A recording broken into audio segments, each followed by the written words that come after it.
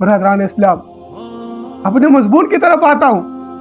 عقیدہ ختم نبوت صلی اللہ علیہ وسلم کی یہ 49ویں درس پہ آج جو معاشرے میں یہ ٹیڑھے بنگے راستوں پہ چلانے والے یہ جو چند سیاسی لیڈر ہیں جنہوں نے امت مسلمہ کو ورغلا کے رکھا ہوا ہے، جنہوں نے امت مسلمہ کو بہکا کے رکھا ہوا ہے، جنہوں نے امت مسلمہ کو فرقوں میں تقسیم کر کے رکھا ہوا ہے، یہ فقیر، یہ آواز ان کا تریاق ہے. امت مسلمہ کے اندر بیداری کا ایک جرس ہے. امت مسلمہ کو بیداری کے کرنے کے لیے یہ ایک راستہ ہے کہ آئیے اس ہدایت کی طرف.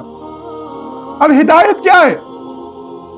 دیکھیں دو طاقتیں، ایک باطل ہے وقل جاء الحق، ایک باطل ہے ذوق الباطل.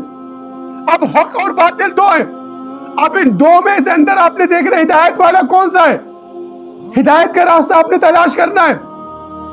اب ہدایت کب ہوتی ہے؟ جب تک کہ اللہ کی رضا شامل حال نہ ہو، جب تک کہ اللہ کی مرضی شامل حال نہ ہو.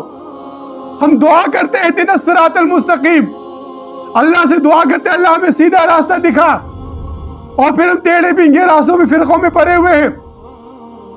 کیا آپ ان فرقوں کی امت ہے؟ کیا محمد کی امت ہے؟ کیا آپ سیاسی پارٹیوں کی امتی ہے